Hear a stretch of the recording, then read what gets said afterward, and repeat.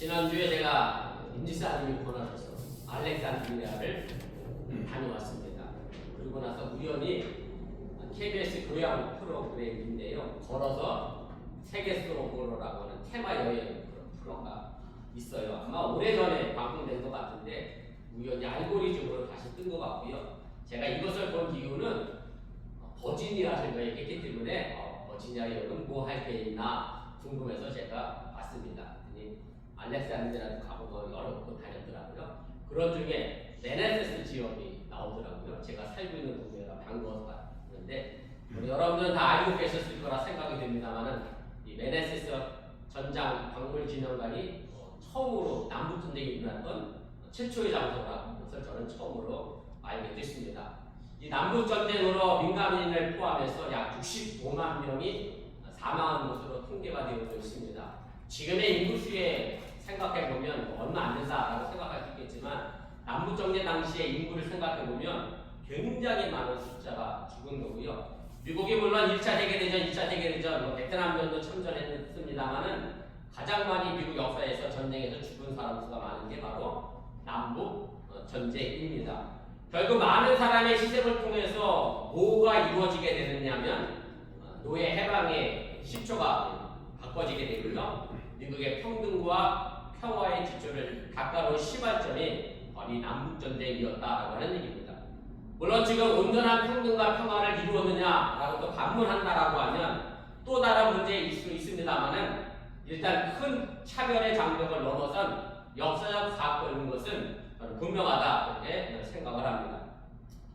지난주 수요 성경 공부 시간의 내용이 바울이 고린도에서 설교할 때 어떤 자세로 설교했는지에 관한 그런 내용이었습니다. 그리고 바울의 설교 핵심은 그리스도 예수인데 그냥 그리스도 예수가 아니라 십자가에 못 박힌 그리스도 예수를 설교했고 그 십자가에도 다시 말씀드리면 그 십자가의 말씀이 결국 우리를 구원해내는 능력이 된다는 사실을 바울은 증거를 하게 됩니다. 다시 말씀드려 예수님이 이 땅에 오셔서 십자가를 지신 이 고난은 이 땅에 있는 많은 생명들을 살리기 위하여 겪으신 일이라고 하는 얘기고, 그래서 예수님의 십자가의 죽음은 누군가를 살려내기 위한 죽음이었다고 하는 사실을 여러분들이 믿으시기를 바랍니다. 그리고 예수님의 삶은 단지 목숨을 연명하는 사는 것이 아니라 살만 나는 세상을 만드는 것에 있었다고 하는 사실 또한 여러분들이 믿으시기를 바랍니다. 요한복음에서 예수님은 살만 나는 세상을 만드신 분으로 그렇게 묘사가 됩니다. 그래서 요한복음에서 보면 예수님의 첫 번째 이적을 소개합니다. 요한복음 2장에 보면 가나에서 물로 만든 포도주로 만든 사건을 소개하면서 꼭 집어 이렇게 얘기합니다. 예수님이 가나에서 행한 첫 번째 기적이었다. 왜 이렇게 첫 번째라고 꼭 집었느냐면 그만큼 요한복음에서 중요한 사건이었기 때문에 이 기적을 첫 번째 일으키셨다라고 꼭 집어 설명을 하게 됩니다. 포도주가 떨어져 결혼 축제의 분위기가 망가져가는 상황에서 예수님을 물로 포도주를 변화시킴으로 말미암아 축제를 이어가게 만드셨고 그래서 결혼식을 살려내셨다는 그런 말씀입니다. 사실 이 기적은 이스라엘 백성들이 애굽의 바로의 노예로 있을 때 모세가 이스라엘을 해방시키기 위하여 하나님의 능력으로 10가지 재앙을 일으킨 그 재앙 가운데 첫 번째 재앙과 아주 대조적인 이적이었다라고 우리가 말씀드릴 수가 있습니다. 여러분들이 아시는지 모르겠습니다만 출애굽기에 나오는 모세가 일으킨 10번째 재앙 가운데 첫 번째 재앙은 바로 나일강의 물을 전부 피로 물들인 재앙이었습니다. 이집트의 군은 나일강을 피로 물들였다라고 하는 것은 결국 모든 생명의 죽음을 의미하게 됩니다. 결국 모든 생명은 물이 없으면 죽기 때문에 그렇습니다. 이와 대조적으로 요한복음 2장의 가나의 결혼잔치의 기적은 물로 포도주를 만들어서 다 죽어가는 결혼식을 살려낸 기적이고 결혼식을 더 좋은 축제로 만든 기적이었고 어찌 생각해보면 신랑 신부 양가 가족 모두를 살려낸 기적이 바로 가나의 혼인잔치의 기적이었다는 그런 말씀입니다. 그런데 놀랍게도 요한복음 2장 9절에 보면 이 포도주가 어디서 났는지 잔치를 맡은 주인도 몰랐고 거의 대부분의 사람들이 몰랐는데 오직 물을 떠온 하인들만 이 포도주가 어디서 났는지 알았다라고 그렇게 증언을 하고 있습니다. 세상의 변화를 원하지 않고 자신의 위치를 짚어내고자 하는 기득권을 가지고 있는 사람들은 이 기적을 알지 못했습니다. 이대로 사는 것이 좋다고 생각하는 사람들은 변화를 원치 않기 때문에 그렇습니다.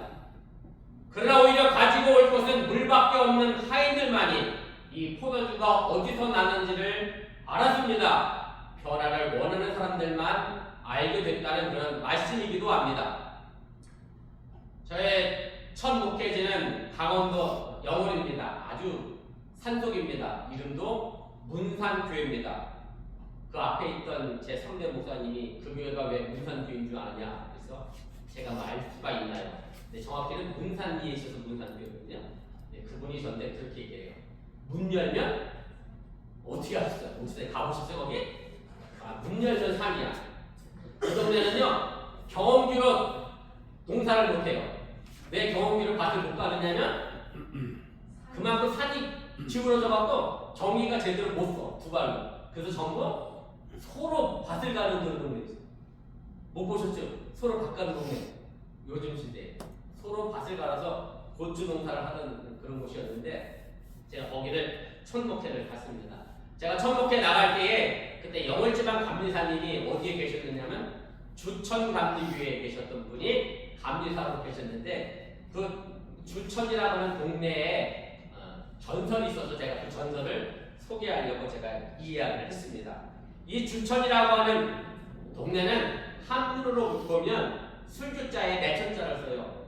쉽게 말하면 술이 나오는 냇물이 있는 그런 곳이었다라고 하는 얘기인데 다시 말하면 이 동네에 술을 만들어내는 그런 술샘이 있었다라고 하는 얘기입니다. 근데 이 마을의 술샘이 사람을 이렇게 알아보는 재주가 있었어요. 그래서 양반이 가면 조금 좋은 술, 저는 이 청주가 좋은 술인지 나쁜 술인지 모르는데 아무튼 그렇게 나오니까 청주가 나오고 상놈이 가면 이 술구멍에서 막걸리가 나오는 그런 술이었어요.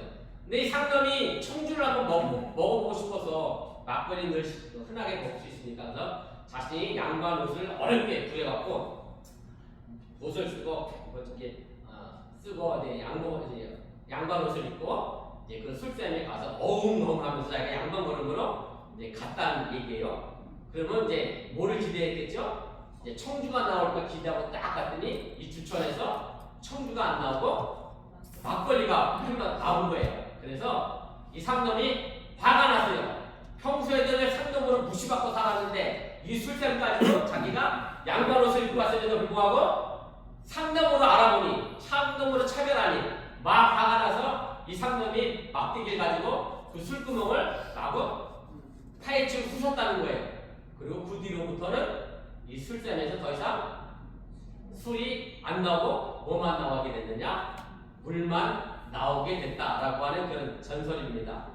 이 술이 물로 변한 이 술샘에 관한 전설은 사실은 신분에 따른 종류의 술을 내는 술샘을 통해서 타락한 세상을 고발하고 있는 그런 내용인데 사람을 구분 지어놓고 계층 간의 불화와 갈등을 조장하는 술샘은 마땅히 붕괴되고 해체되어야 한다라고 하는 그런 전설의 의미가 담겨져 있습니다. 근데 중요한 것은 이 타락한 술샘을 망가뜨린 것은 양반이 아니라 상놈이었다는 데 있습니다. 왜냐하면 양반은 계속해서 그 술샘에서 뭐가 나왔으면 좋겠어요? 청주가 나왔으면 좋은 거예요. 왜냐하면 자기의 신분을 알아봐 주니까. 그리고 자신이 양반으로 대접을 받고 있다라고 생각하고 우쭐댈 수 있기 때문에 그 주천에서 청주가 나오기를 바랬는데 그런데 이 상놈은 양반에게 청주를 주는 이 술샘을 못마땅히 여겼고 그 불평등을 못마땅히 여겨서 그 술샘을 물샘으로 바꾸어 놓았다라고 하는 얘기입니다. 그래서 술이 아니라 물이 솟아나는 이 샘은 더 이상 사람을 차별하지 않았고 양반에게나 상담에게나 똑같은 물을 낸 것인데 특정한 계층이 아닌 모두를 살려내는 물샘이 되었다는 것이 바로 이 주천에 얽힌 전설의 내용입니다. 예수님은 오늘 우리가 함께 본문에서 사마리아 땅 수가라는 마을에 야곱이라고 하는 이름의 우물가에서 한 여인에게 생명의 물을 전해 주시게 됩니다.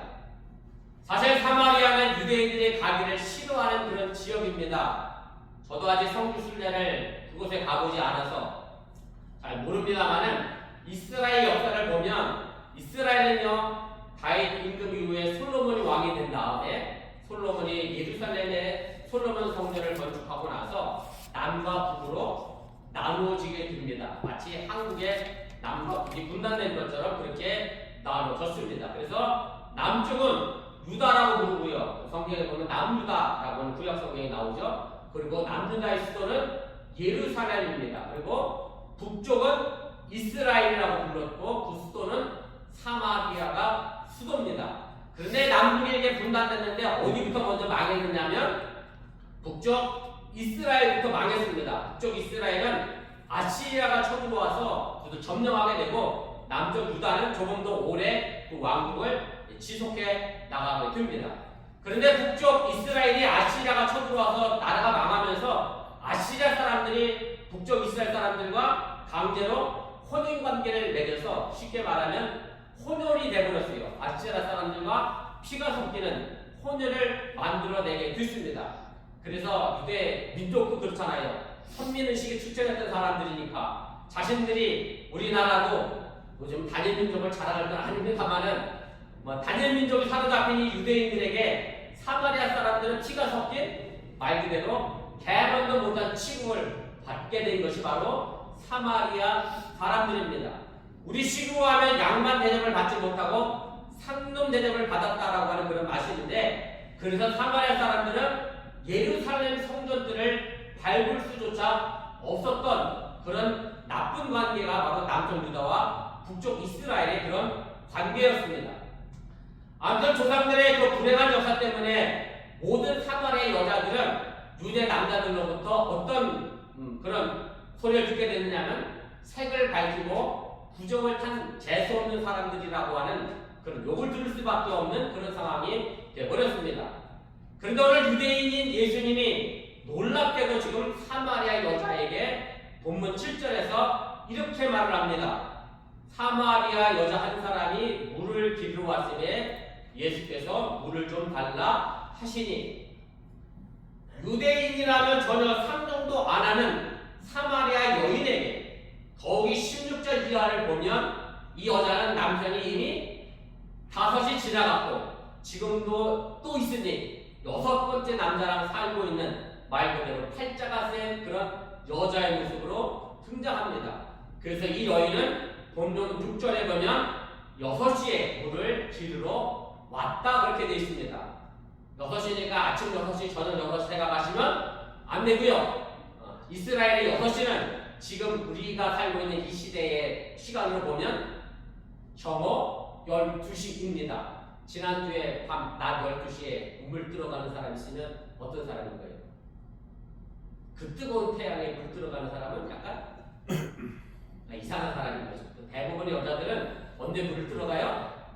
선선한 아침이나 해가 좀 떨어진 저녁에 물을 들어가는데 이 여자는 굳이 그 뜨거운 태양을 피하지 않고 12시에 물을 들어온 것은 이왕이면 누구를 안 만났으면 좋겠다? 사람들을 안 만났으면 좋겠다. 왜냐하면 자기 만나면 다 재수없다고 할 것이고 자기를 욕할 게 뻔하니 난 12시에 물을 뚫으러 온 그런 여인이었다라고 하는 얘기입니다. 그런 여인에게 물을 달라고 예수님이 말씀했으니 이 여인은 깜짝 놀랄 수밖에 없었다라고 하는 얘기입니다. 그래서 그냥 물을 주면 되는데 이 여인은 당돌하게도 본문 9절에 이렇게 말합니다.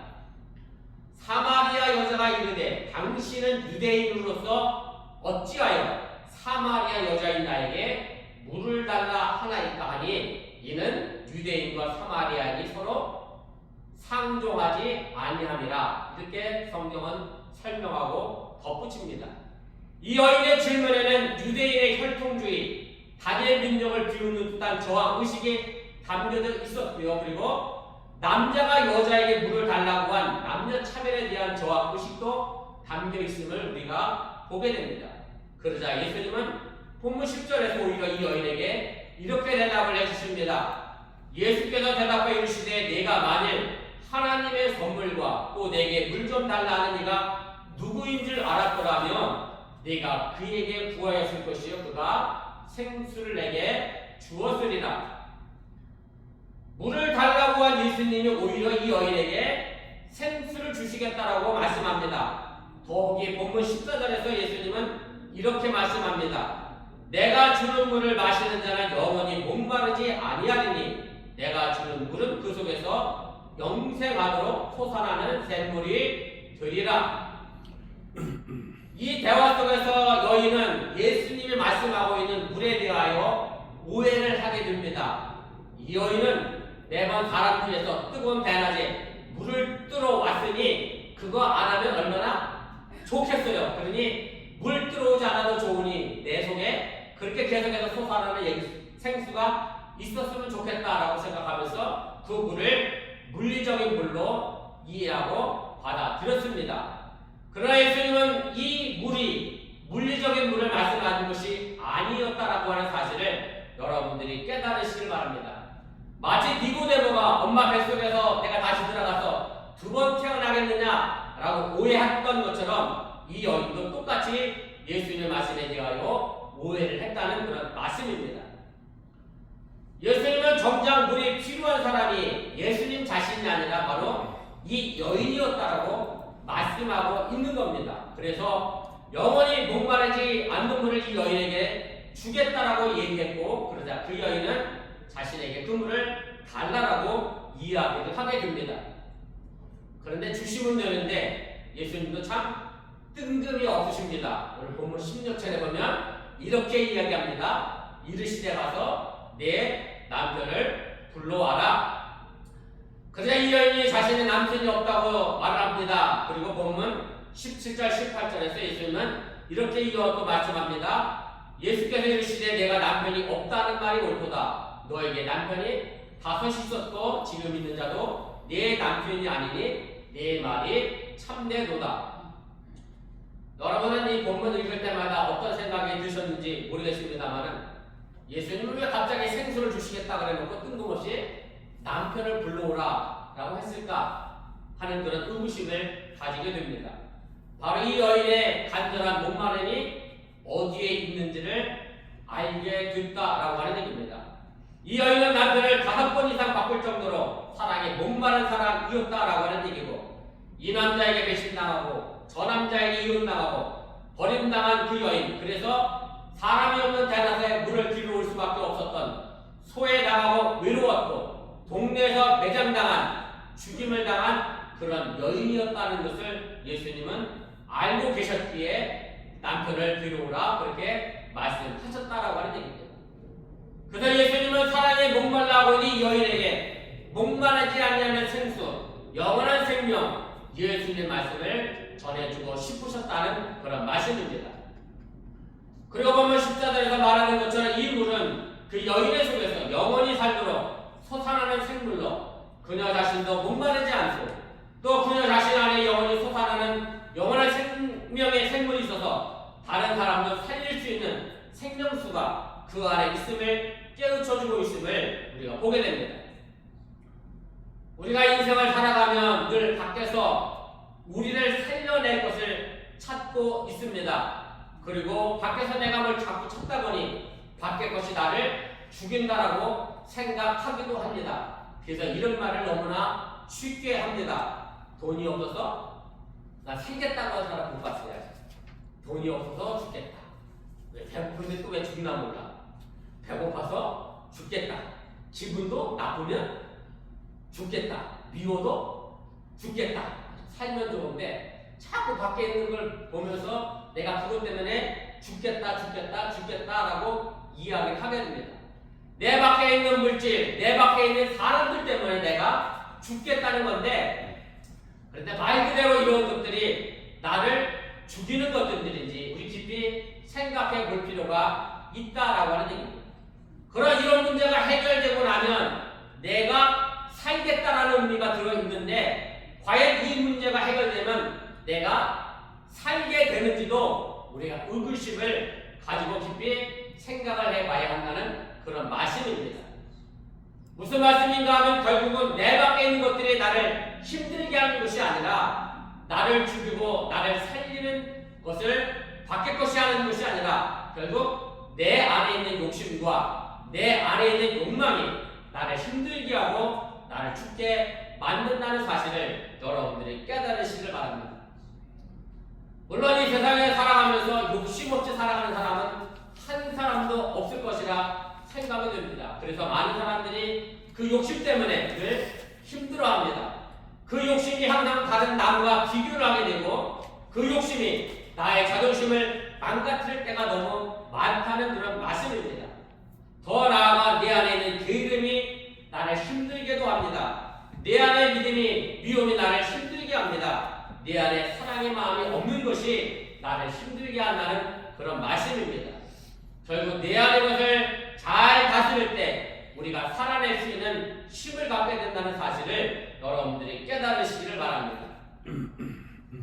고사성어 가운데 이런 말이 있습니다. 기우여구라고 하는 그런 고사성어인데요. 이 말의 뜻을 한문 그대로 풀어내면 소를 타고서 소를 찾는다. 요즘 시대에 딱 맞는 속담인데 요즘 시대는 뭘 비유하면 맞냐면 셀폰 들고서 뭘 찾죠?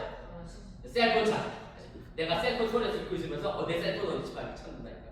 딱 그 시작인데 근데 이 말의 의미는 무슨 뜻이냐면 이미 내가 가지고 있거나 내 주위에 가까이 있는 것을 깨닫지 못하고 자꾸 밖에서 뭔가 찾아 헤매는 사람들을 향하여 기우여구라는 고사성어를 가지고 설명을 합니다. 그만큼 사람이 어리석다라고 하는 것을 표현하는 그런 말이기도 합니다. 이와 마찬가지로 우리 신앙인들은 만물은 모두 하나님 안에 있다고 고백합니다. 하나님의 임재 속에 있다라고 오늘 찬양대가 고백했고 여러분이 그 찬양을 들었습니다. 그래서 사실은 신앙인에게 바깥은 없습니다. 모든 것이 하나님 안에 있기 때문에 그렇습니다. 밖에 있지도 않고 만약 밖에 뭔가 있다라고 생각하면 그것은 우리에게 우상이 되어진다고 하는 사실을 여러분들이 깨달으시길 바랍니다. 있지도 않은 밖에서 힘을 쏟고 그것에 대하여 원망을 하고 그것에 욕심을 낸다면 결국 우리는 죽임으로 향하여 달려갈 수밖에 없다는 사실을 여러분들이 깨달으시길 바랍니다.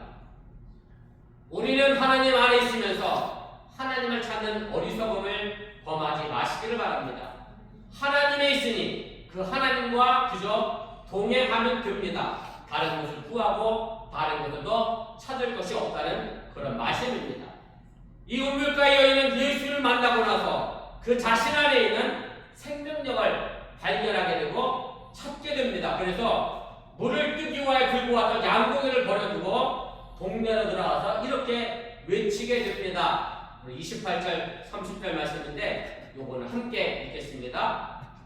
여자가 물동이를 버려두고 동네에 들어가서 사람들에게 이르되 내가 행한 모든 일을 내게 말한 사람을 왔더라. 이는 그리스도가 아니냐 하니 그들이 동네에서 나와 예수께로 오더라. 이 사마리아 여인은 예수님과의 대화에서 자신 안에 있는 생명력을 발견하게 되고 그리스도를 발견하게 됩니다.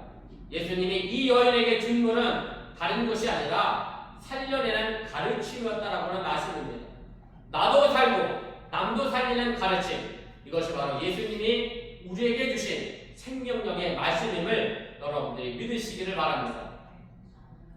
지금은 볼 수 없는 유물이 됐습니다마는 우리 최 목사님 사모님은 이거 쓰셨을 것 같긴 한데 저도 이거 쓰고 살았거든요.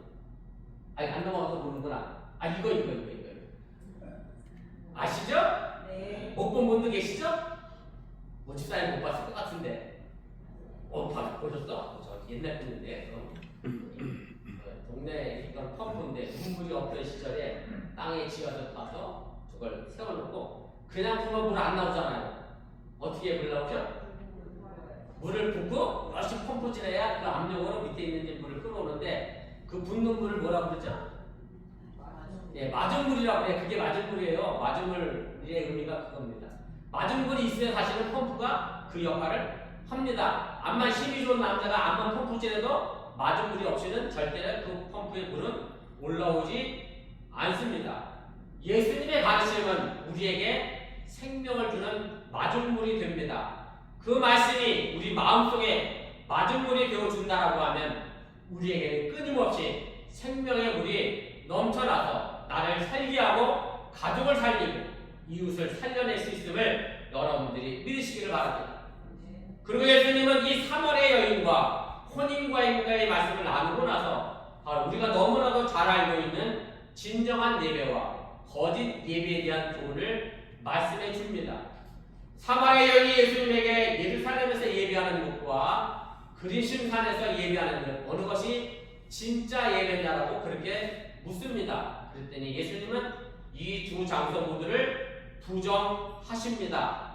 결국 예배는 장소가 중요한 것이 아니라 예수 안에 있는 예배가 진정한 예배임을 말씀하고 있는 것이고 지금 이때가 바로 진정한 예배자를 찾고 있는 때라고 그렇게 말씀을 하고 계십니다.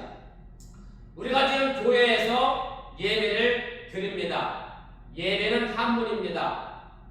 배는 절배라는 단어를 사용합니다. 한문으로 배는 절하는 것을 의미합니다. 그래서 그냥 예배를 한문으로 그대로 문자 그대로 풀어내면 예를 갖추어 절하며 공경하는 게 예배입니다. 다시 말씀드리면 존귀한 대상 앞에 자신을 낮추어 경배하는 것이 바로 예배의 의미입니다.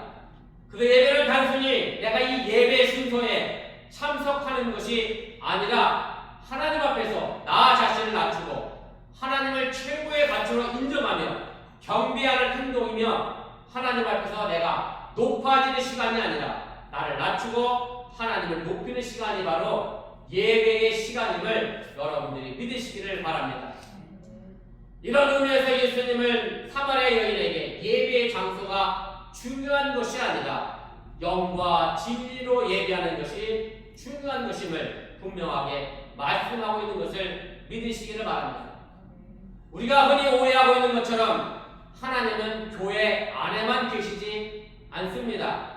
하나님이 보시는 것은 화려한 건물과 화려한 음악이 아니라 하나님을 향한 예배자의 중심과 예배에 임하는 태도임을 여러분들이 잊지 마시기 바랍니다.